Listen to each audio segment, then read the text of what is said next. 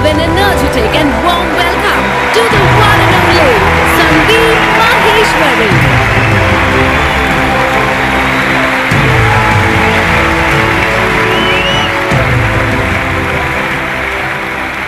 Good morning, everybody.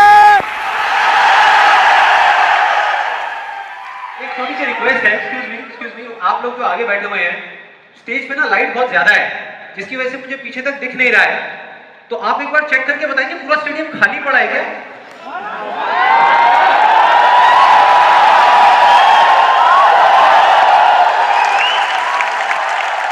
तो एक बार दोबारा ट्राई करते हैं थोड़ी और एनर्जी के साथ में. Good morning everybody.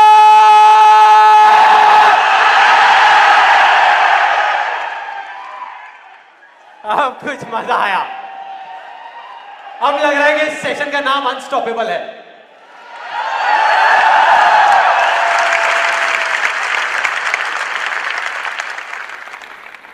ओके, अब बात करते हैं मेरी. मैं इतना एक्साइटेड क्यों हो रहा हूं? देखो, बहुत सिंपल है. अपने हर सेशन से पहले 15 से 20 मिनट के लिए मैं अपनी आंखें बंद कर लेता हूं. और जब माइंड पूरे तरीके से ब्लैंक हो जाता है, जब माइंड में कोई थॉट्स नहीं होते, तो अपने आप से एक क्वेश्चन करता हूं कि अगर ये दिन मेरी ज़िंदगी का आखिरी दिन हो और मुझे किसी तरीके से पता चल जाए कि मैं कल सुबह नहीं उठने वाला, तो मैं आज क्या करूँगा? ये मेरा क्वेश्चन होता है. और उसके सिर्फ 2 ऑप्शंस होते हैं मेरे पास में, 2 जवाब होते हैं, और मैं दूसरे ऑप्शन को चुनता हूँ. पहला ऑप्शन कि कल जो होने वाला है उसको सोच सोच करके मैं रोता रहूँ और परेशान हो जाऊँ. दूसरा ऑप्शन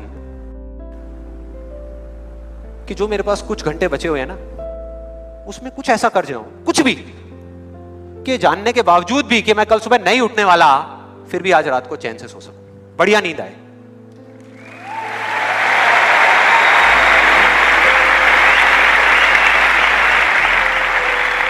और इसीलिए आज यहां पर जो कुछ भी होने वाला है, जो कुछ भी, वो मेरे लिए सिर्फ एक सेशन नहीं है. जैसे जैसे सेशन आगे बढ़ेगा आपको समझ आएगा मैं बोल क्या रहा हूं. जैसे जैसे अब मैं आपको बताता हूं कि इस सेशन की शुरुआत कहां से हुई, कि मुझे इंस्पिरेशन कहां से मिली ये सेशन करने की. आज से 3 महीने पहले मेरे नाम से एक कुरियर आया ऑफिस में, और उस एनवेलप पे लिखा हुआ था the first life changing seminar of Sandeep Maheshwari.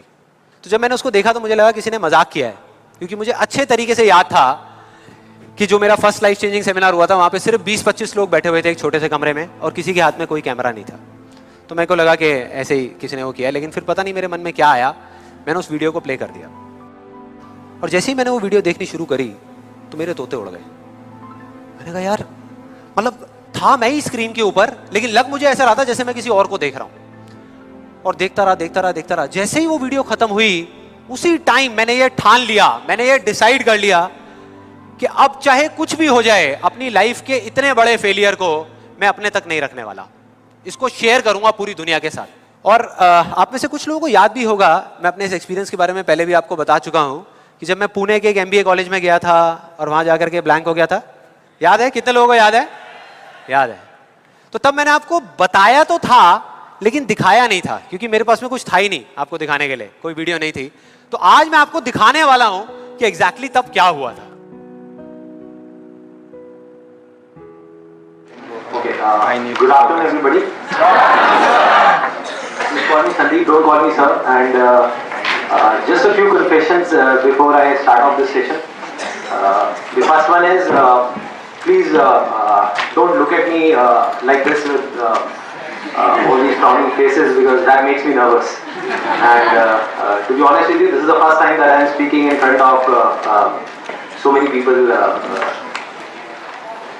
And second thing is,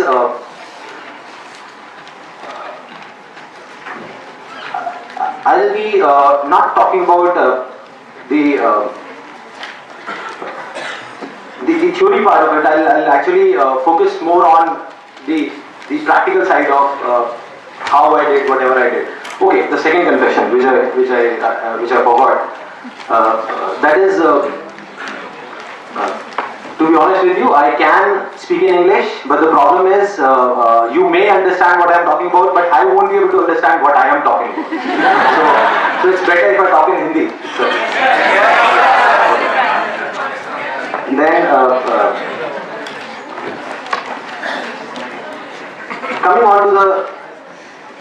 correctly.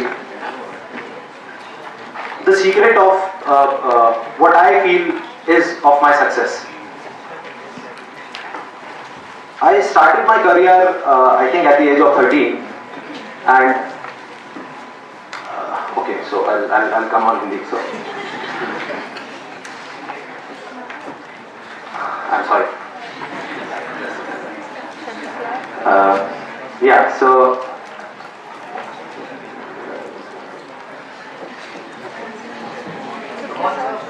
yeah, I'll do it. Images बाजार स्टार्ट कर सकता हूँ तो ये भी कर सकता हूँ. So I think it's not that big a deal.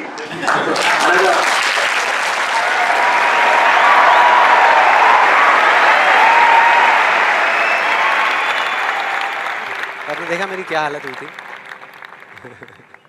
I think सबका यही हाल होता है जब वहाँ पे स्टेज पे जाते हैं, इतने सारे लोग सामने बैठे होते हैं, सबका यही होता है. तो जब मैंने ये वीडियो देखी तो मेरे दिमाग में सिर्फ एक ही चीज़ चल रही थी, सिर्फ एक, कि ऐसा क्यों हुआ कि मैं अपना इतना बड़ा मजाक उड़वाने के बाद भी बाज नहीं आया, और क्या वजह है कि मैं वहाँ से यहाँ तक आ गया. लेकिन मुझे ना इसका एग्जैक्ट जवाब नहीं मिल रहा था. मतलब मुझे समझ नहीं आ रहा था कि इसके पीछे वजह क्या है. और फिर फाइनली एक दिन वो वजह समझ आई. मैंने एक कहानी पढ़ी कहीं पर, और उस कहानी के जब मैं अंदर तक गया तो मेरे को समझ आया कि हाँ, ये वजह है.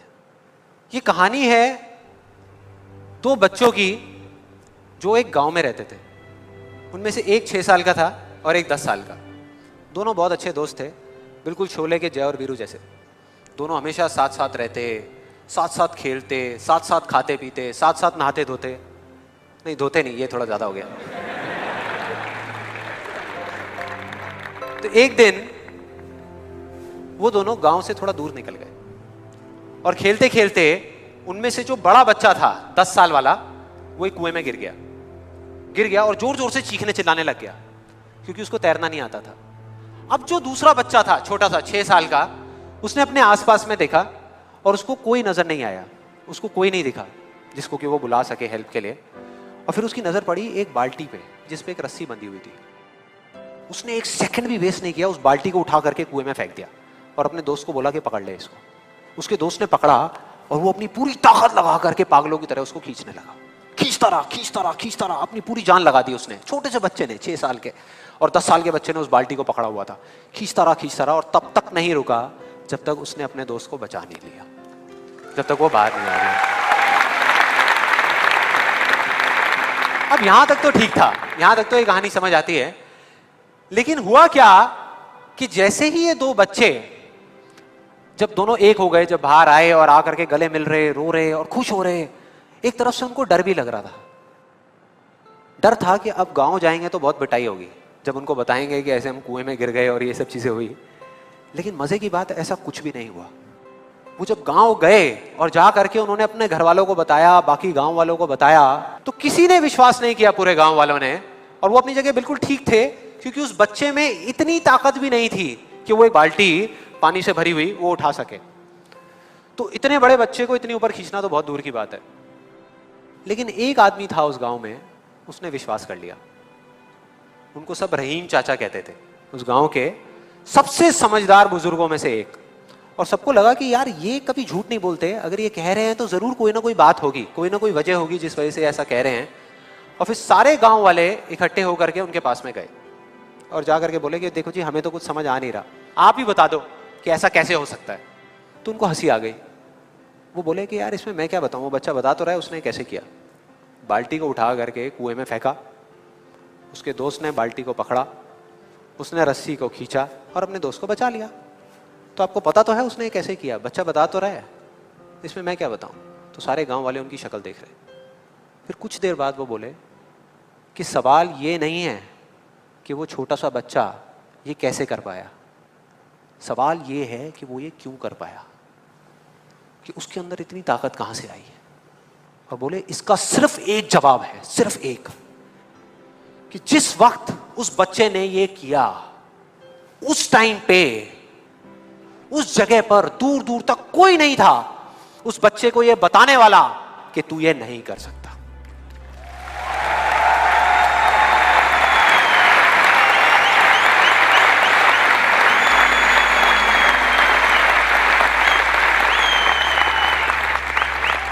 बोले कोई नहीं था, कोई नहीं, यहां तक कि वो खुद भी नहीं, वो खुद भी नहीं।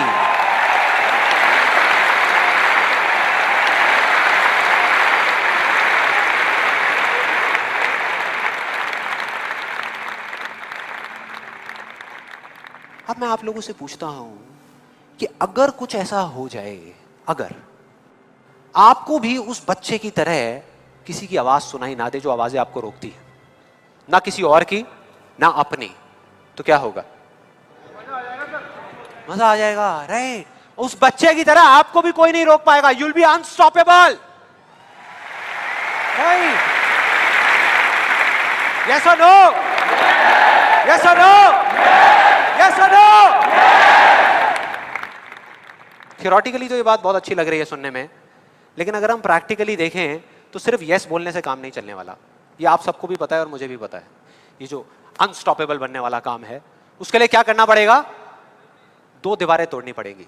2 दीवारें, पहली बनी है दूसरों की आवाज की, कि आपके ऊपर दूसरों की आवाजों का असर होना बंद हो जाए, और दूसरी आपकी खुद की आवाज। ये ज्यादा बड़ी दीवार है।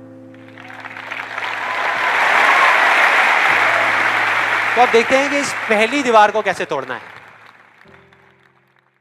उस कहानी में उस बच्चे के आसपास में कोई नहीं था उसको रोकने वाला, लेकिन क्या रियल लाइफ में ऐसा होता है? यस और नो? नो। क्या होता है कि हम एक काम करने की सोचते हैं, करना शुरू भी नहीं करते, सिर्फ सोचते हैं कि हमको ये काम करना है, और सामने से 4 लोग आ जाते हैं रोकने के लिए। 4 लोग आ जाते हैं तरह तरह की बातें करने के लिए कि ये नहीं हो सकता। अरे बड़ा इम्प्रैक्टिकल सा आइडिया है। जब कोई नहीं कर पाए तो तू क्या करेगा? होता है ऐसा? कितने लोगों के साथ ऐसा हुआ है? सबके साथ हुआ है और होता रहता है। और मेरे साथ तो पता नहीं कितनी बार हुआ है। किसी के साथ कुछ ज्यादा ही हुआ है लगता है।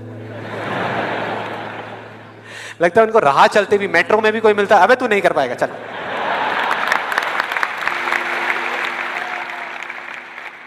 तो अब सवाल ये उठता है कि ऐसे में हम क्या करें? ऐसे में जो ऐसी बातें आपको बोल रहे हैं, ना तो आप उनका मुंह बंद कर सकते हो, ना अपने कान बंद कर सकते हो, क्योंकि वो लोग कोई राह चलते लोग नहीं होते, वो आपके अपने होते हैं। आपके अपने फ्रेंड्स हैं, रिलेटिव्स हैं, आपके घर में हैं, आपके ऑफिस में हैं। तो मैं आपको ये नहीं बोल सकता कि आप क्या करो ऐसी सिचुएशन में, लेकिन मैं ये बता सकता हूं कि मैं क्या करता था।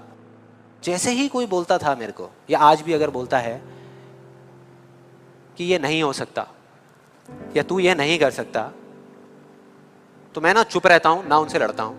मैं सिर्फ एक वर्ड में उनसे एक सिंपल सा क्वेश्चन पूछता हूं, एक वर्ड में। क्यों नहीं कर सकता? क्यों नहीं हो सकता? और जैसे ही मैं ये करता हूं उसके बाद बहुत मजा आता है। आप कभी करके देखना, बहुत मजा आएगा।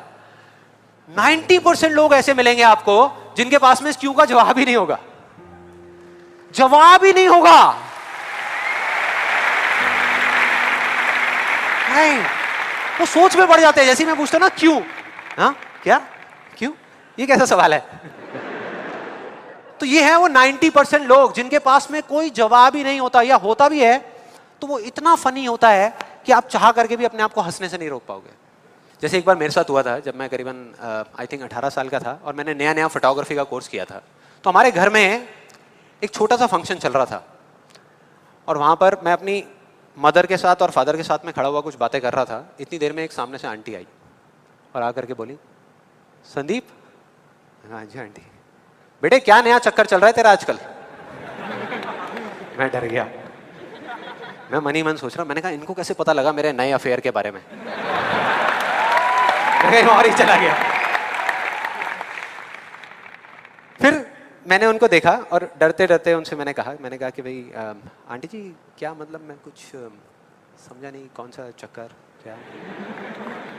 क्या कौन सा? तो आंटी ने बोला, कहते क्यों तू ये फोटोग्राफी नहीं कर रहा आजकल? ये फोटोग्राफी का कोर्स नहीं किया तूने? तो उन्होंने बोला, मेरी थोड़ी सी जान में जान आई। मैंने कहा अच्छा, फोटोग्राफी की बात हो रही थी। फिर उन्होंने बोला, बेटा अगर तू बुरा ना माने तो एक बात कहूँ। मैंने कहा नहीं आंटी बोलिए ना। बेटे मेरी अगर तू माने ना, तो ये जो तू फोटोग्राफी के चक्करों में पड़ा है ना, ये सब बेकार की चीज़ें हैं। इससे अच्छा ये है कि तू कोई और ढंग का काम कर ले, या अपनी पढ़ाई लिखाई में ध्यान दें। मैंने वही किया जो मैं हमेशा करता था। मैंने कहा क्यों आंटी जी, आपको ऐसा क्यों लगता है कि मेरा फोटोग्राफी में कुछ नहीं हो सकता, ये फोटोग्राफी बेकार की चीज़ क्यों है? तो उन्होंने जवाब दिया कि मेरी बहन का बेटा भी गया था बॉम्बे यही सब करने के लिए जो तू कर रहा है, और उसको 4 साल हो गए धक्के खा रहा है, उसका कुछ नहीं हुआ अभी तक। मैंने फिर सुना, फिर मैंने दोबारा से वही क्यों को ले आकर के चिपका दिया। मैंने उनसे पूछा लेकिन आंटी मेरे को कुछ समझ नहीं आया कि अगर वो कुछ नहीं कर पाया तो मैं कुछ क्यों नहीं कर पाऊंगा? सीधा सा क्वेश्चन है यार।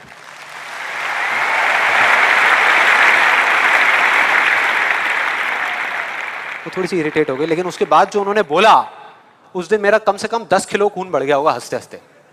उन्होंने गुस्से से मेरे से पूछा, कहते तेरे कितने % आए थे 12th में?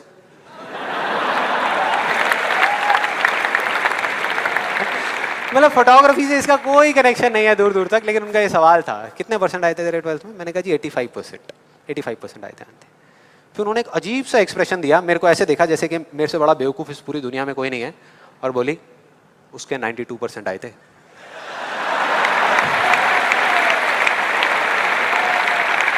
%92। अब बोल। मैं कहा अब क्या बोलूं? अब बोलने को आपने छोड़ा क्या है? क्या कोई है जो ऐसी बातों को सीरियसली ले सकता है? नो। यस और नो? नो, ले ही नहीं सकते। अब बचे 10% लोग जिनके पास में जवाब होता है, एक जेन्युइन वजह होती है। मतलब वो आपको सिर्फ ये नहीं बोलते कि आप नहीं कर सकते, वो आपको बताते हैं कि वो ऐसा क्यों बोल रहे हैं। तो मुझे जब भी कोई ऐसा मिलता है तो मैं उनके पास में जाकर के शांति से बैठता हूं, उनकी सारी बात को समझता हूं, फिर अकेले में जाकर के उस प्रॉब्लम का सॉल्यूशन निकाल लेता हूं और अपने पूरे दिल से उस इंसान को थैंक्स करता हूं, क्योंकि इनडायरेक्टली ऐसे लोग हमको हेल्प करते हैं आगे बढ़ने में। लेकिन इसका मतलब ये नहीं है कि उन 10% लोगों की बातों को मैं ज्यादा सीरियसली लेता हूं, या अगर मेरे को उसका जवाब नहीं मिलता तो मैं रुक जाता हूं। क्योंकि जवाब नहीं है इसका मतलब ये नहीं कि हम चलना बंद करते हैं। फॉर एग्जाम्पल, अगर हम अपने घर से ये सोच करके निकले हैं कि जब सारी लाइट्स ग्रीन हो जाएंगी तब मैं अपने घर से निकलूंगा, तो निकल पाएंगे कभी? कोई भी ऐसा कुछ आपको बोलता है आकर के कि आप ये नहीं कर सकते, तो समझ लेना कि वो बोल तो आपको रहा है, लेकिन उसका इशारा आपकी तरफ नहीं है। वो बस इतना सा कहना चाहता है क्योंकि मैं इस काम को नहीं कर सकता।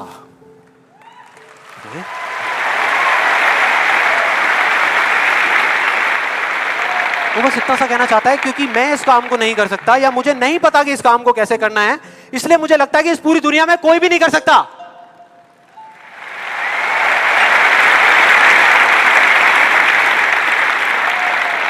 आप में से कितने लोगों ने कहावत सुनी है कि किसी पे जुल्म करना पाप है लेकिन जुल्म सहना उससे भी बड़ा पाप है? कितने लोगों ने सुनी है? ऑलमोस्ट सबने सुनी है। बिल्कुल इसी तरह से कोई इंसान अगर जिंदगी में कुछ करना चाहता है ना, या कुछ बनना चाहता है, तो उसको जा करके ये बोलना कि तू ये नहीं कर सकता, उसकी हिम्मत को तोड़ना, उसकी उम्मीद को तोड़ना एक बहुत बड़ा पाप है। क्योंकि कई बार कुछ लोगों के पास में सिर्फ एक उम्मीद होती है और कुछ भी नहीं, लेकिन वहीं दूसरी तरफ किसी को इतना हक देना कि वो आ करके आपके सामने खड़ा हो जाए और आपको कुछ भी बोलता रहे, आपकी उम्मीद को तोड़ दे, आपकी हिम्मत को तोड़ दे, और आप चुपचाप खड़े खड़े उसको देखते रहो, कुछ भी ना कहो, कुछ भी ना करो, ये उससे भी बड़ा पाप है।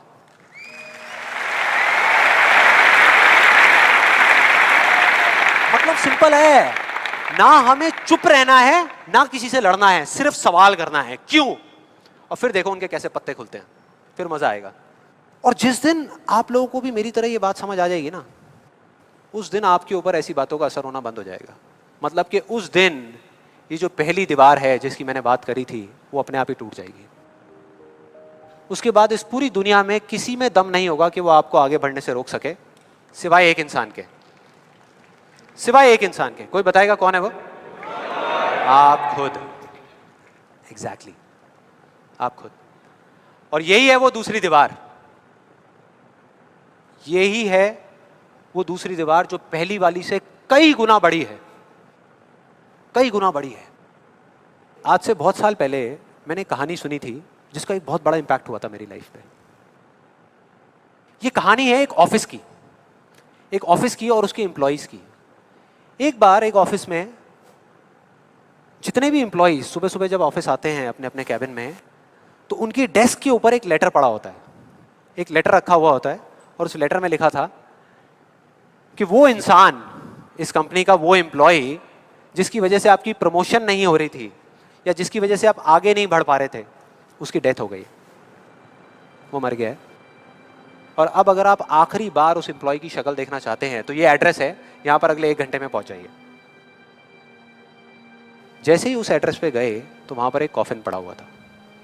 कॉफिन होता है, उसको जब लोगों ने दूर से देखा तो एक तरफ तो सबको दुख हो रहा था, बुरा लग रहा था कि यार ये नहीं होना चाहिए था, और दूसरी तरफ से उनको थोड़ी बहुत खुशी भी हो रही थी कि चलो अच्छा है, मेरी रास्ते का जो सबसे बड़ा पत्थर था वो हट गया।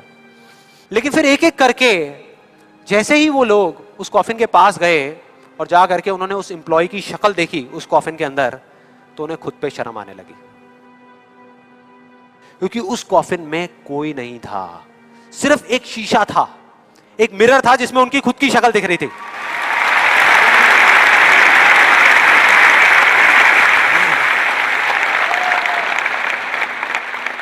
हम सब भी तो यही करते हैं अपनी लाइफ में कि सारा ब्लेम उठा करके किसी सिचुएशन पे डाल दिया, किसी और इंसान पे डाल दिया, सब जगह डाल दिया सिवाय एक इंसान के, खुद पे। यहां पर कितने लोग इस बात को मानते हैं जो मैंने अभी अभी कही कि आपके रास्ते का सबसे बड़ा पत्थर और कोई नहीं, आप खुद ही हो? कितने लोग मानते हैं? सब लोग मानते हैं। लेकिन एक चीज और है यहां पर बहुत मजेदार, कि कोई भी इंसान, कोई भी, चाहे वो आप हो, चाहे मैं हूं, चाहे कोई भी है, वो जान करके अपने रास्ते का पत्थर क्यों बनेगा? अपना ही नुकसान क्यों करेगा? अपना ही दुश्मन क्यों बनेगा? फॉर एग्जाम्पल, अगर अभी मैं यहां पर थोड़ी सी लकड़ियां इकट्ठी करके आग लगा दूं और आप लोगों से रिक्वेस्ट करूं कि यार प्लीज मेरी खातिर 5 मिनट के लिए आ करके इस आग में जल जाओ, 5 मिनट के लिए, कुछ नहीं होगा, मैं गारंटी दे रहा हूं, आपको बिल्कुल भी दर्द नहीं होगा, बहुत मजा आएगा। कितने लोग तैयार हैं यहां पर आने के लिए? कितने लोग तैयार हैं? हाँ, जो 1-2 लोग हाथ ऊपर उठा रहे हैं ना, उनको लग रहा है कि मैं भुट्टा सेकने की बात कर रहा हूं। भाई साहब, आपको सेकने की बात हो रही है उस आग में। कोई नहीं आएगा, कोई नहीं आएगा। क्यों? क्योंकि कोई भी इंसान हो वो जानबूझ करके अपना नुकसान कभी नहीं करेगा, कभी भी नहीं करेगा।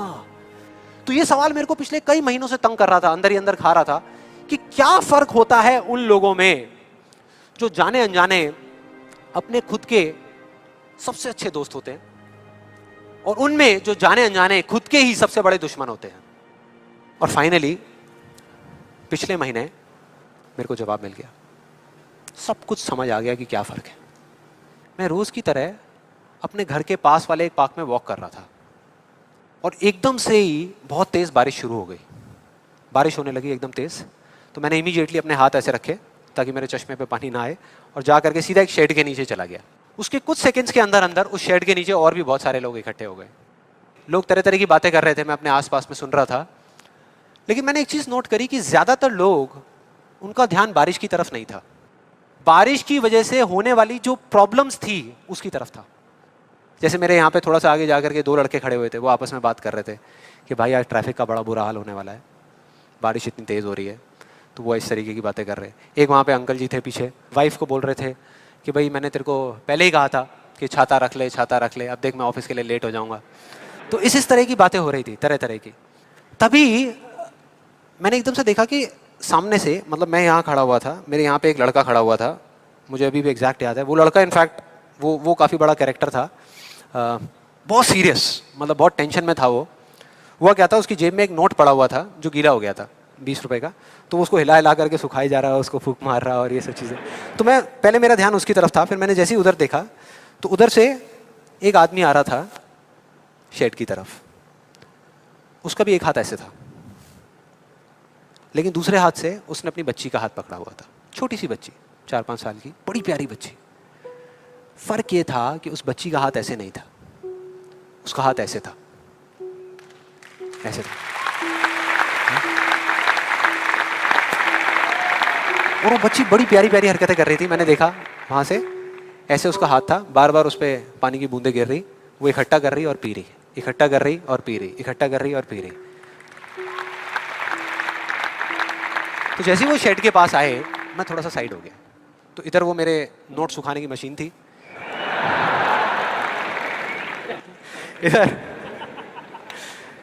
मैं सोच रहा था अपने भी नोट निकाल के दे दूं भाई, ये भी सुखा दे।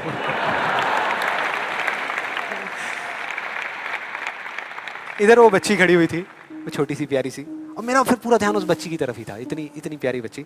और इधर उसके पापा अपने मोबाइल पे कुछ काम कर रहे थे।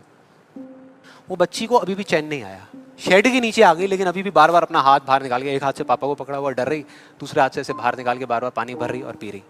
कभी पानी भर रही, अपने मुंह पे फेंक रही। फिर थोड़ी देर बाद पता नहीं उसके मन में क्या आया, उसने अपने पापा से पूछा कि पापा ये बारिश रोज क्यों नहीं होती?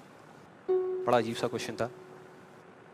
उसके पापा ने कहा, वो अपने मोबाइल पे लगे हुए थे, हाँ बेटा होगी होगी, रोज होगी, रोज होगी, रोज होगी। वो बच्ची फिर अपने खेल में लग गई। फिर थोड़ी देर बाद पता नहीं क्यों उसने दोबारा से पूछा अपने पापा से, बताओ ना पापा रोज क्यों नहीं होती? इस बार उसको कोई जवाब नहीं मिला, लेकिन मुझे मिल गया। मुझे सब कुछ समझ आ गया कि क्या वो वजह है, क्या फर्क होता है उन लोगों में जो खुद के सबसे अच्छे दोस्त होते हैं और खुद के सबसे अच्छे दुश्मन होते हैं। क्या फर्क है उन दोनों लोगों में? देखो बहुत सिंपल है। जब बारिश होती है आसमान से, हम सबके ऊपर होती है, क्या एक जैसे होती है या अलग अलग तरीके से होती है? एक जैसे होती है, कोई पार्शियलिटी नहीं करती। आप अमीर हो, गरीब हो, काले हो, गोरे हो, बच्चे हो, बड़े हो, कोई फर्क करती है क्या बारिश? नहीं करती, सब पे एक जैसी होती है। बिल्कुल उसी तरह से वो शक्ति, वो एनर्जी जिससे पूरी दुनिया चल रही है, जिससे अभी अगर आप अभी फील करने की कोशिश करो, आपकी सांसें चल रही है, मेरी सांसें चल रही है।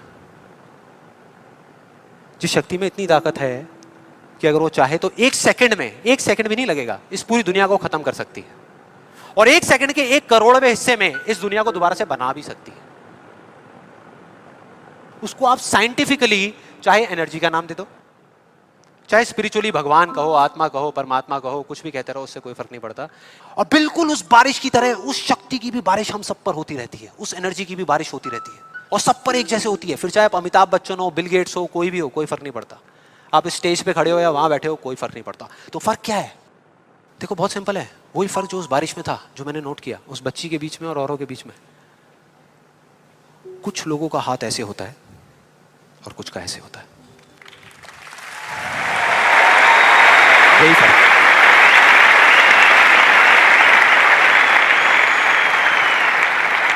जिनका ऐसे होता है वो बारिश उन पर होती तो है, लेकिन छू करके बह जाती है, चली जाती है, उनके अंदर तक नहीं जा पाती, अपना काम नहीं कर पाती। लेकिन जिनका ऐसे होता है वो उसको पी लेते हैं, उनके अंदर चली जाती है, और उसके बाद में जो काम करती है वो एनर्जी करती है, नाम इंसान का हो जाता है।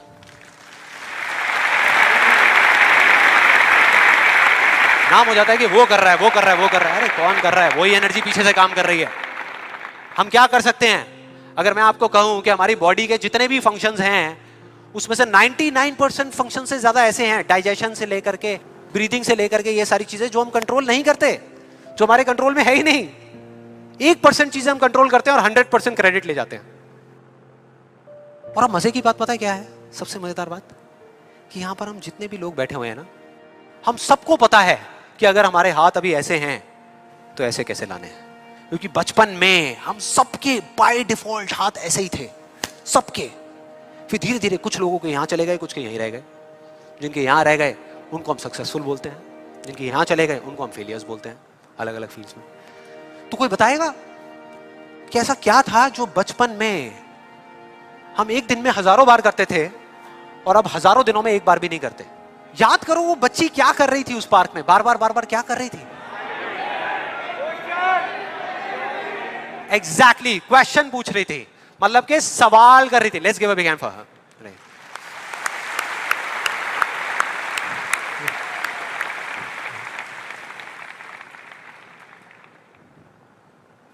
सवाल, ऐसा क्यों होता है? हम ऐसा क्यों करते हैं? बताओ ना पापा, हम ऐसा क्यों करते हैं? कोई जवाब नहीं मिला, हमने सवाल पूछने बंद कर दिया। आज हमारे पास में टाइम ही नहीं है कि एक दिन में कुछ सेकंड्स के लिए रुक करके हम अपने आप से पूछें कि भाई जो मैं कर रहा हूं वो कर क्यों रहा हूं? पता ही नहीं है, ध्यान ही नहीं है उस तरफ। और जब तक उस तरफ ध्यान नहीं होगा कुछ नहीं होगा। और सिर्फ उस पर विश्वास मत करो जो मैं बोल रहा हूं। हिस्ट्री को उठा करके देख लो, कोई भी इंसान किसी भी फील्ड में अगर सक्सेसफुल हुआ है तो उसमें और बाकी लोगों में क्या फर्क था? क्या वो दूसरों से ज्यादा इंटेलिजेंट था? क्या उनके पास दूसरों से ज्यादा जवाब होते हैं? यस और नो? नो। उनके पास में दूसरों से ज्यादा अच्छे सवाल होते हैं। हर चीज में एक ही सवाल कि अगर ये दुनिया ऐसी है तो ऐसी क्यों है, और क्यों मैं इस दुनिया को बदल नहीं सकता? अगर पूरी दुनिया मुझे ये कहती है, मेरे घर वाले मुझे कहते हैं कि मेरी तो किस्मत ही खराब है, मेरी हाथ की लकीरों में ही कमी है, तो क्यों मैं अपनी हाथ की लकीरों को नहीं बदल सकता? हर चीज में एक ही सवाल।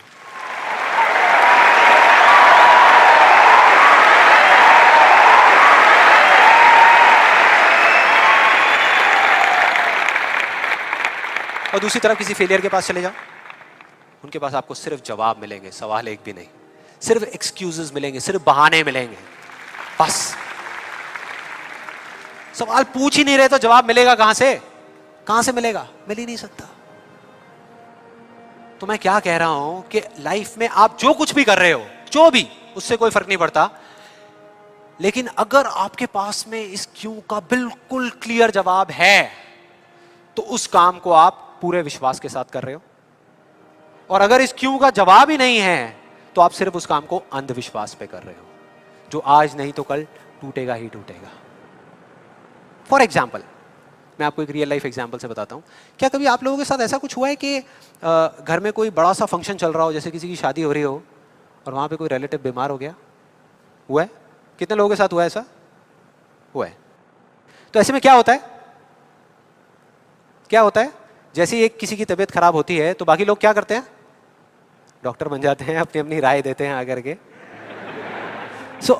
मेरी फैमिली में भी एग्जैक्टली बिल्कुल ऐसा ही हुआ था। मेरी एक कजिन सिस्टर की शादी थी और मेरे एक अंकल आए हुए थे अब्रॉड से। उनकी तबीयत खराब हो गई, उनको बुखार हो गया, और जैसे ही एक एक करके सब लोगों को पता लगा तो सब लोग आए और आ करके अपने अपने आइडियाज देने लगे। एक आंटी जी आई, काढ़ा बना करके, अपना अदरक का, तुलसी का, शहद का वो काढ़ा बना करके, बेटा ये पी लो, 2 घंटे में ठीक हो जाओगे, बुखार अभी उतर जाएगा, बहुत पुराना नुस्खा है। उसके बाद में एक अंकल आए, बड़े फनी, वो आ करके उन्होंने ऐसे उनके सर पे हाथ रखा, गर्म हो रहे हैं। फिर उन्होंने कहा कुछ नहीं है, इनको ठंडी बर्फ की पट्टियां कर दो, अभी सारा बुखार उतर जाएगा।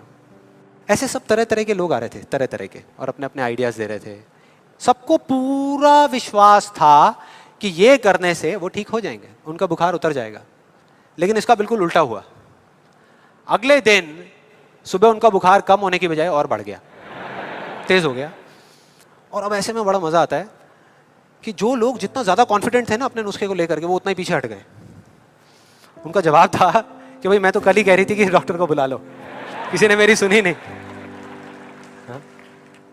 डॉक्टर आया, वहाँ पे आकर के उसने पूरा चेकअप किया, कुछ टेस्ट बताए, शाम तक रिपोर्ट्स आई और पता लगा कि उनको मलेरिया था। डॉक्टर को जैसे ही पता लगा उसने कुछ दवाई दी और अगले कुछ दिनों में वो बिल्कुल ठीक हो गए। तो क्या फर्क था डॉक्टर में और बाकी लोगों में? डॉक्टर ने कुछ भी करने से पहले, मतलब कि अपना इलाज शुरू करने से पहले, कोई भी नुस्खा बताने से पहले ये पता लगाया कि उनको बुखार क्यों हुआ, और बाकी किसी ने ये पता लगाना जरूरी ही नहीं समझा कि उनको बुखार हुआ क्यों। डॉक्टर को पता था कि उस बीमारी का कॉज क्या है, उसकी जड़ क्या है, उसकी वजह क्या है, और इस वजह से उसको पूरा विश्वास था कि मैं ये दवाई दूंगा और वो ठीक हो जाएंगे। बाकी सब जो कह रहे थे कि हमको विश्वास है, उनको सिर्फ अंधविश्वास था कि वो ठीक हो जाएंगे, वो विश्वास नहीं था।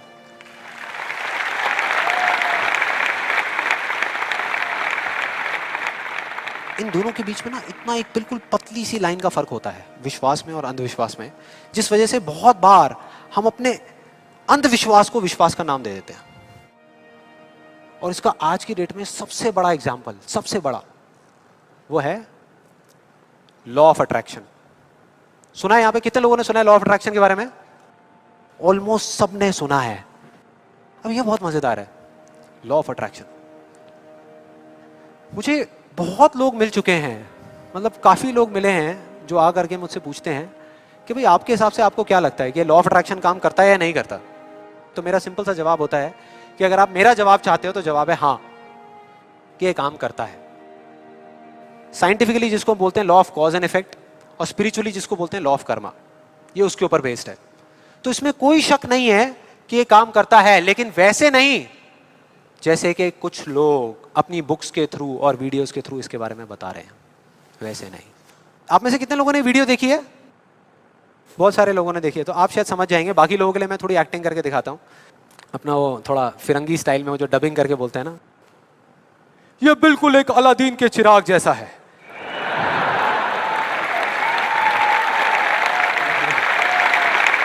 बिल्कुल ऐसा लगता है किसी चमत्कारी बाबा की बात हो रही है, जो आशीर्वाद रखेंगे और काम हो जाएगा 1 सेकंड में। बिल्कुल ऐसा लग रहा है सुनने में। ये बिल्कुल एक अलादीन के चिराग जैसा है, आपको सिर्फ हुक्म देना है कि आप क्या चाहते हैं। आपको बंगला चाहिए, आपको गाड़ी चाहिए, आपको पैसा चाहिए, आपको सिर्फ बताना है कि आपको क्या चाहिए, फिर देखिए क्या होगा। ये प्रकृति आपके सुर से सुर मिलाएगी, ताल से ताल मिलाएगी।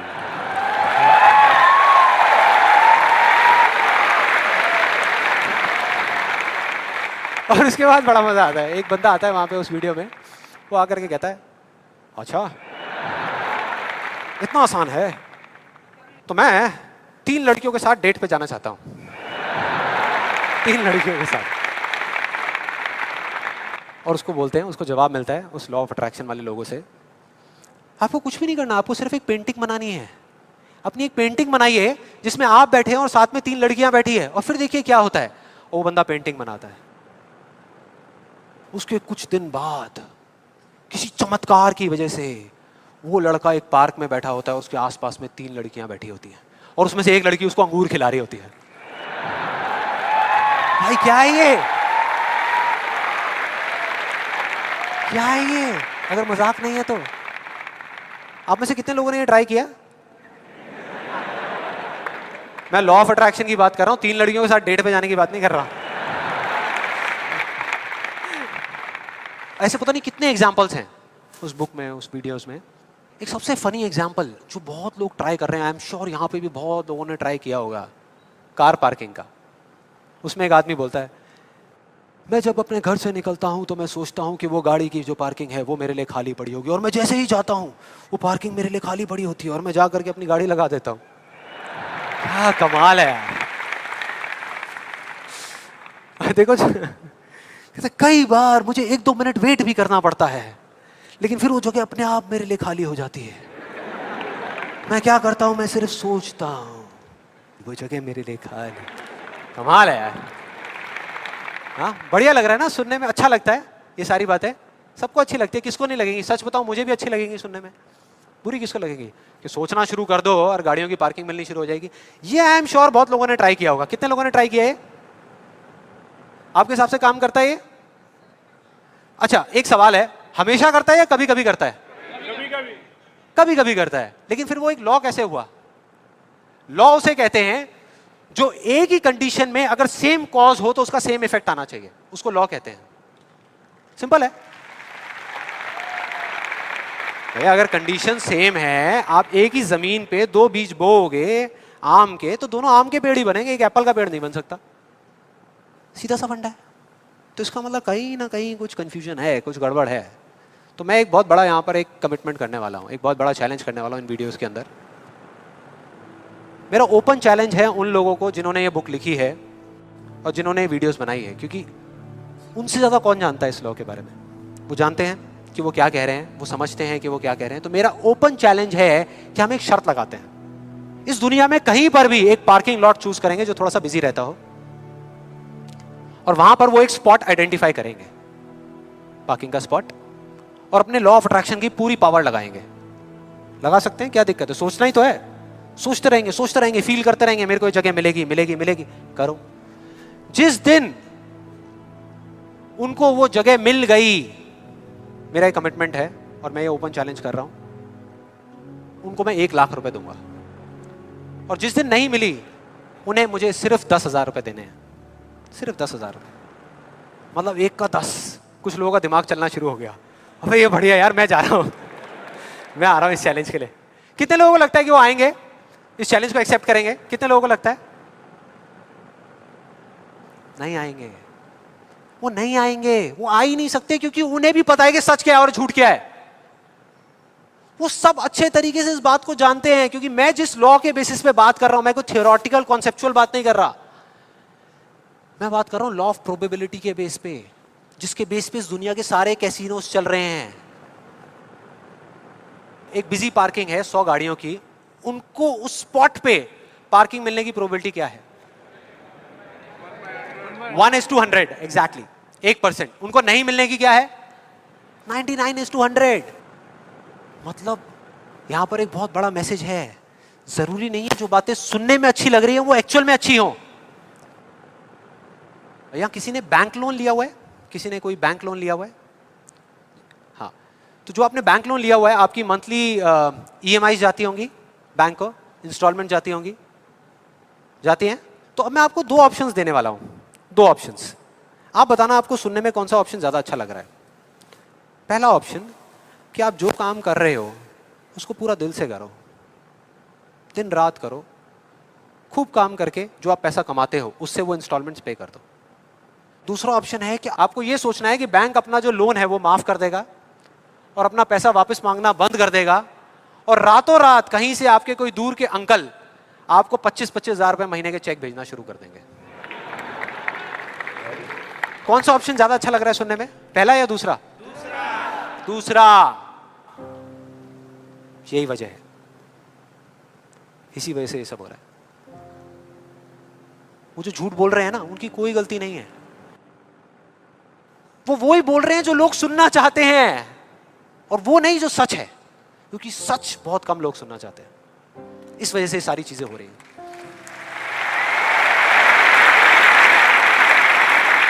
और मैं इस सेशन का आपको एक फाइनल एग्जांपल देने वाला हूं, जिसके बाद में अभी आपके मन में जितने भी डाउट चल रहे होंगे ना, वो सारे धीरे धीरे क्लियर हो जाएंगे। ये एग्जांपल है 2 लड़कों का, 2 लड़कों का जिनकी एज है 18 साल, और दोनों का एक ही डिजायर है कि मेरे को एक BMW गाड़ी चाहिए। दोनों का यही है, और अगले 10 साल के अंदर अंदर चाहिए, बस तरीका थोड़ा सा अलग अलग है। जो पहला लड़का है उसने क्या किया, अपना एक गोल सेट किया। उसने एक अपनी डायरी में लिख दिया, पोस्टर्स ला करके उस गाड़ी के अपने घर में लगा दिए जगह जगह पर, 24 घंटे उस गाड़ी के बारे में सोचने लग गया कि ये गाड़ी मुझे चाहिए चाहिए चाहिए। रोज रात को बैठ करके फील करता कि मेरे को गाड़ी मिल गई है, आवाजें निकालता, जू जू जू ये वो, और करते करते ब्रेक मार रहा है, ये कर रहा है वो कर रहा है। एक्चुअल में नहीं मिली है, इमेजिन कर रहा है, फील करने की कोशिश कर रहा है, उस गाड़ी को एक्सपीरियंस करने की कोशिश कर रहा है, क्योंकि ऐसा बहुत बुक्स में लिखा हुआ है। लॉ ऑफ अट्रैक्शन में भी यही बताया गया है। यस और नो? अब इसको करने से क्या हो रहा था, पहले उसकी सिर्फ एक विश थी, एक चाह थी कि हाँ मेरे को ये गाड़ी मिल जाए, नहीं भी मिले तो कोई फर्क नहीं पड़ता, लेकिन अब उसका वो बर्निंग डिजायर बन गया। अब उसको गाड़ी हर हालत में चाहिए ही चाहिए अगले 10 साल में। अब आप में से कुछ लोग सोच लोगे, आप में से कितने लोगों ने मेरा इल्यूजन टू रियलिटी वाला सेशन देखा है? आप सोच लोगे यार आपने इल्यूजन टू रियलिटी में भी तो यही बात करी है, और आप खुद ही उसके अगेंस्ट बोल रहे हो। लग रहा है कुछ लोगों को, लग रहा है ऐसा लग रहा है। देखो मैंने क्या कहा था आपको अभी थोड़ी देर पहले, कि विश्वास और अंधविश्वास में सिर्फ एक पतली सी लाइन का फर्क होता है, इधर कुछ और इधर कुछ और। अगर आप ध्यान से मेरी जितनी भी वीडियोस देखोगे, आज तक मैंने जो कुछ भी कहा उसको देखोगे, तो मैंने किस चीज के बारे में बात करी है? किसी चीज को हासिल करने के बारे में, गाड़ियों के बारे में, पैसे के बारे में, बंगले के बारे में, या किसी काम पे फोकस करने के बारे में? काम पे फोकस करने के बारे में, चीज के बारे में नहीं। मतलब इस टेक्निक में कोई कमी नहीं है, इस टेक्निक को यूज जो लोग कर रहे हैं 90% वो गलत तरीके से कर रहे हैं, जिस वजह से प्रॉब्लम्स क्रिएट हो रही है। अब दूसरे लड़के की बात करते हैं, उसमें और इसमें क्या फर्क था। दूसरा जो लड़का था उसका भी डिजायर था कि मुझे ये गाड़ी चाहिए, बस एक छोटा सा फर्क था, उसने एक सवाल पूछ लिया अपने आप से। उसने एक सवाल पूछ लिया अपने आप से कि मुझे ये गाड़ी क्यों चाहिए, क्यों चाहिए। अब ये काम ना बड़ा बोरिंग लगता है सुनने में कि यार क्यों चाहिए, ये सोचने की क्या जरूरत है, सीधा गाड़ी लो ना, शॉर्टकट फटाफट। लेकिन नहीं, उसने ऐसा नहीं किया, उसने गलती नहीं करी, उसने पूछ लिया। और जब हम सवाल पूछते हैं तो क्या होता है, जवाब मिलता है, जवाब मिलता है। और उसको मिल गया। जवाब ये था कि मैं ये गाड़ी इसलिए चाहता हूं क्योंकि मैं अपने फ्रेंड्स को अपने रिलेटिव्स को, इस पूरी दुनिया को यह प्रूव करना चाहता हूं कि मैं भी सक्सेसफुल हो सकता हूं।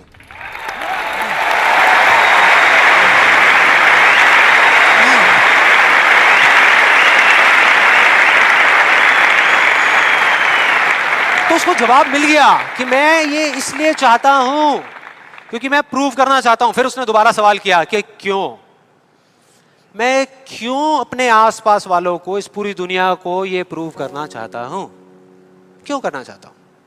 और फिर उसको एक जवाब मिला, क्योंकि मेरे आसपास में जितने भी लोग हैं वो सब यही कर रहे हैं। उसने एक आखिरी सवाल पूछा और जब उसका जवाब मिला ना तो वो हिल गया, उसके सारे फंडे क्लियर हो गए। वो सवाल था कि सब ऐसा क्यों कर रहे हैं?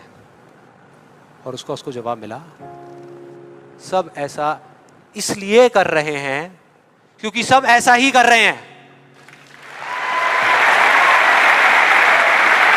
बस उसको समझ आ गया कि एक रेस लगी हुई है जहां पर सब भाग रहे हैं, कोई तेज भाग रहा है, कोई धीरे भाग रहा है, लेकिन किसी को पता ही नहीं है कि वो भाग क्यों रहे हैं।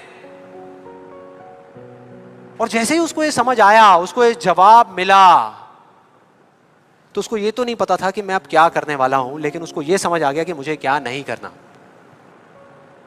उसने डिसाइड कर लिया उसी टाइम, उसी मोमेंट में ये डिसाइड कर लिया कि मुझे नहीं बनना इस रैट रेस का हिस्सा, मुझे नहीं प्रूव करना किसी को कुछ भी, मुझे नहीं चाहिए कोई गाड़ी वाड़ी। अब मैं वो करूंगा जो मेरा दिल कहता है, जो मेरे अंदर की आवाज है। बाढ़ में गई दुनिया। और जैसे ही उसको ये अंदर से उसकी आवाज आई कि मुझे ये चीज करनी है, तो वो जवाब उसके अंदर से ही निकल करके आ गया। और उसको जवाब मिला कि 3 साल पहले वो सबसे ज्यादा क्लोज इस पूरी दुनिया में अपने फादर के था, अपने पापा के। और दोनों का रिलेशन एक बाप बेटे का कम और एक दोस्त का ज्यादा था।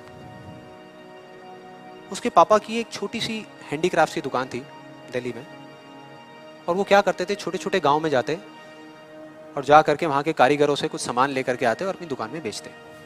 ये उनका काम था। एक बार वो एक गांव में जा रहे थे तो उनका बेटा भी उनके साथ चला गया।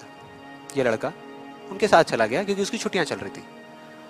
और दोनों उस गांव में एक ढाबे पे बैठ करके, शाम का टाइम था, खाना खा रहे थे।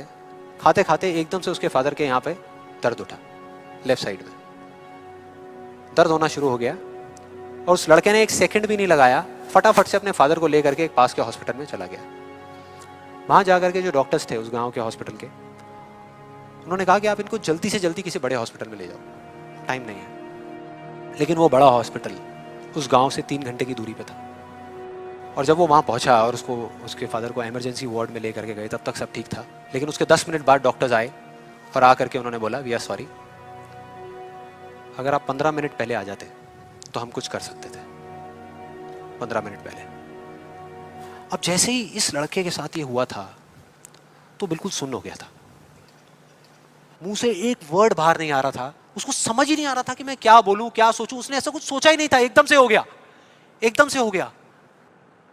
और उसके काफी देर बाद जाकर के, उसके 5-10 मिनट बाद जाकर के उसके अंदर से एक चीख निकली थी, एक अजीब सी बात निकली थी जो उसको उस टाइम पे नहीं समझ आई थी कि ये बड़े डॉक्टर्स बड़े शहरों के बड़े हॉस्पिटल्स में ही क्यों होते हैं, छोटे छोटे गांव में क्यों नहीं होते।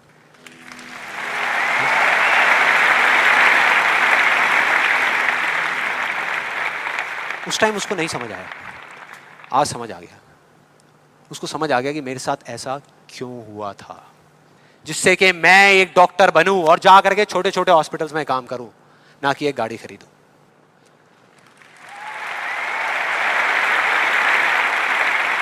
और इस एक सवाल ने, एक वर्ड के सवाल ने, क्यों ने, उसकी पूरी पूरी लाइफ का डायरेक्शन ही चेंज कर दिया। जहां एक तरफ उससे एक दिन में 1 घंटा भी पढ़ाई नहीं होती थी, अब वो दिन में 12-12 घंटे पढ़ने लगा। उसके कुछ साल बाद वो एक हार्ट सर्जन बन गया और जा करके कुछ बड़े हॉस्पिटल्स में बड़े डॉक्टर्स को असिस्ट करने के बाद में छोटे छोटे गांव में चला गया। ये थी उस दूसरे लड़के की कहानी।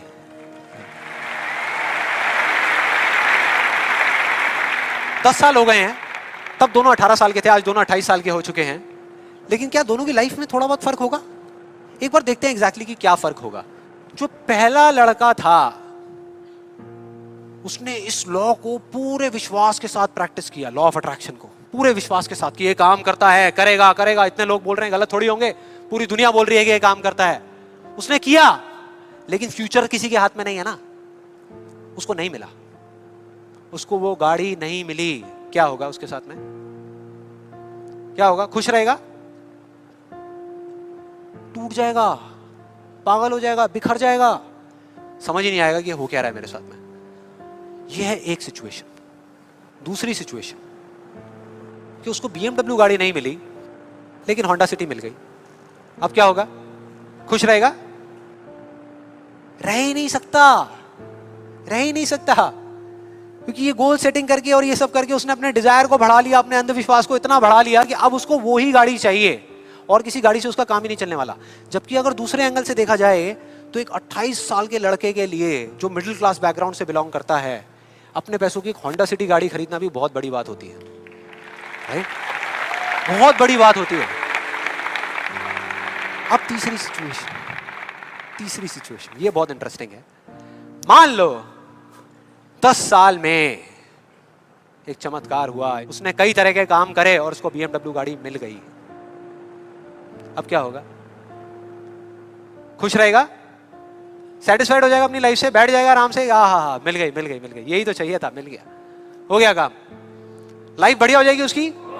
उसका लालच और बढ़ जाएगा, उसका अंधविश्वास और बढ़ जाएगा। वो कहेगा कि अगर इस लॉ ऑफ अट्रैक्शन को प्रैक्टिस करके मुझे 10 साल में ये गाड़ी मिल सकती है, तो अगले 5 साल में कितना बड़ा घर क्यों नहीं मिल सकता? यस और नो? मतलब कि उसको सब कुछ मिल चुका होगा, लेकिन वो उसको छोड़ करके फ्यूचर के अंदर किसी और चीज को पकड़ लेगा। सब कुछ होने के बाद भी वो फ्यूचर में जिएगा और उसकी हालत बिल्कुल एक ऐसे खरगोश के जैसी हो जाएगी जिसके सर के सामने किसी ने डंडा लगा करके गाजर को टांग दिया। इमेजिन करो कैसा होगा वो खरगोश, जो उस गाजर को देख तो सकता है, बिल्कुल उसकी आंखों के सामने है, उसको खाने के लिए भाग भी सकता है, लेकिन कभी खा नहीं सकता। मरते दम तक सिर्फ भाग सकता है, खा नहीं सकता। क्योंकि उसकी जो खुशी है वो उस काम में नहीं है जो वो काम कर रहा है, किसी चीज में है, बाहर है, उसके अंदर नहीं है। अब देखते हैं दूसरे लड़के को। ये बहुत इंटरेस्टिंग है कि इस दूसरे लड़के का क्या होगा। 10 साल हो गए, वो छोटे छोटे गांव में जा करके अपना काम कर रहा है, और पहली सिचुएशन, उसको गाड़ी नहीं मिली। BMW गाड़ी उसको चाहिए थी 10 साल पहले, लेकिन आज नहीं मिली। तो क्या होगा? क्या होगा? खुश रहेगा। उसकी खुशी किसी गाड़ी में नहीं है, किसी चीज में नहीं है, उसके काम में है। कल जो मिलने वाला है उसमें नहीं है, आज जो वो कर रहा है उसमें है।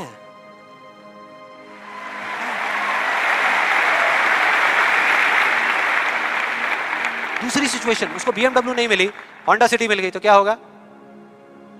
तो भी खुश रहेगा, बहुत खुश रहेगा, एब्सोल्युटली। उसने मांगी नहीं थी, फिर उसको मिल गई, बहुत खुश रहेगा। उसको BMW मिल गई तो क्या होगा? खुश रहेगा। लेकिन इस वजह से नहीं कि उसको ये गाड़ी मिल गई, इस वजह से क्योंकि वो जो काम कर रहा है उसमें उसको खुशी मिल रही है। और एक सबसे बड़ा फर्क पता है क्या है यहाँ पर इन दोनों के अंदर? सबसे बड़ा फर्क अगर आप ध्यान से देखोगे, ये जो दूसरा लड़का है, अगर इसको गाड़ी मिल गई, जो डॉक्टर है, और छिन गई 1 साल बाद, तो क्या होगा? तब भी खुश रहेगा। लेकिन जो पहला है उसका क्या होगा? अरे वो सिर्फ डर में जिएगा, वो सिर्फ डर में जिएगा। जो है उसको खोने का डर, जो मैं चाहता हूं उसके ना मिलने का डर। 24 घंटे सिर्फ डर।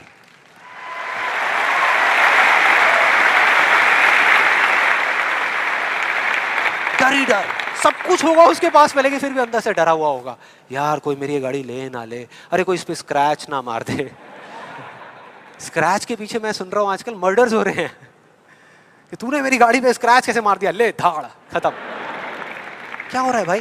क्या हो रहा है? किस वजह से हो रहा है? उसकी जड़ क्या है? यही है जिसकी मैं बात कर रहा हूं अभी, यही है। अभी तक मैंने जो कुछ भी कहा है उसको एक लाइन में अगर इन दो के बीच का फर्क आपको बताऊं तो वो ये है, पहला आदमी बोल रहा है कि इस चीज को पाने के लिए मैं कोई भी काम करने को तैयार हूं, और दूसरा बोल रहा है इस काम को करने के लिए, ये जो मैं अभी कर रहा हूं, मैं अपनी कोई भी चीज गंवाने को तैयार हूं।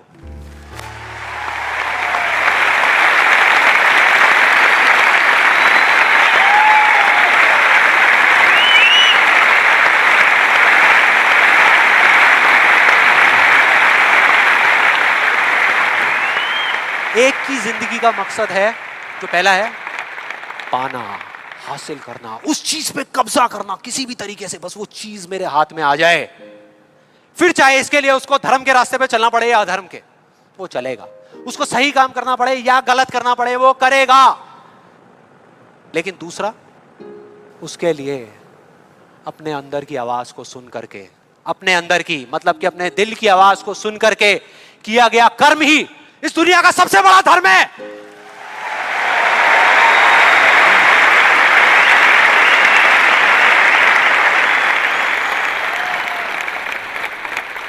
बस यही एक मकसद है उसकी जिंदगी का, अंदर की आवाज को सुनते जाओ, चलते जाओ, सुनते जाओ, चलते जाओ, जो होगा देखा जाएगा।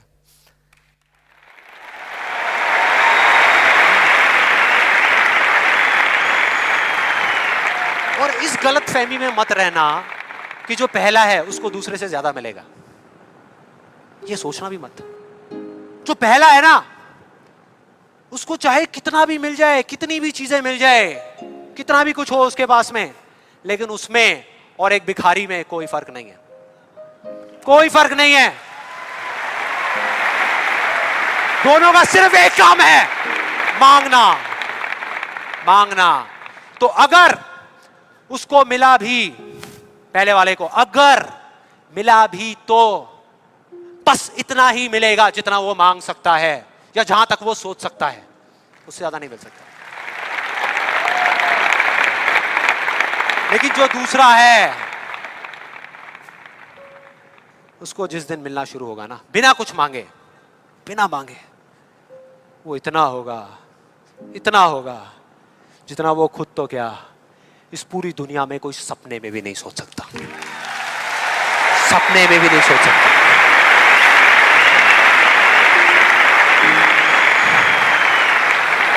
और इसका जो मैं आपको बोल रहा हूं, एक जीता जागता एग्जाम्पल आपके सामने खड़ा है।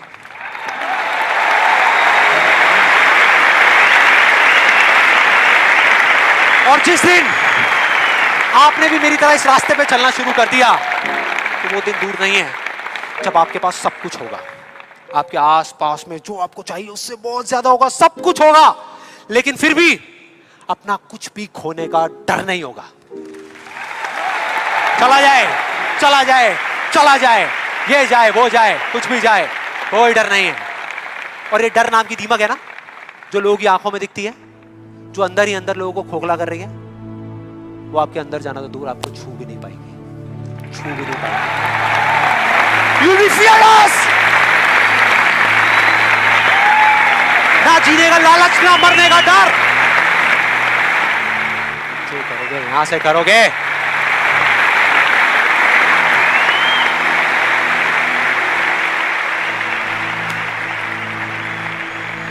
और फिर चाहे आपके रास्ते में एक मुश्किल आए या 1000 आए, कोई फर्क नहीं पड़ता। चाहे एक आदमी आकर के आपको रोकने की कोशिश करे या 1 लाख लोग आकर के आपके सामने खड़े हो जाएं, अरे आपको रोकना तो दूर, किसी में इतना दम भी नहीं होगा कि वो आपको हिला भी सके।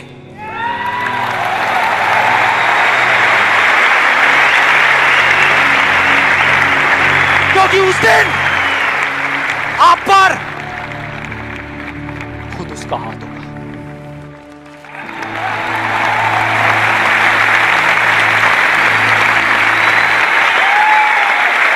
और फिर अगर आप चाहोगे भी ना, चाहोगे भी, तो भी अपने आप को आगे बढ़ने से नहीं रोक पाओगे।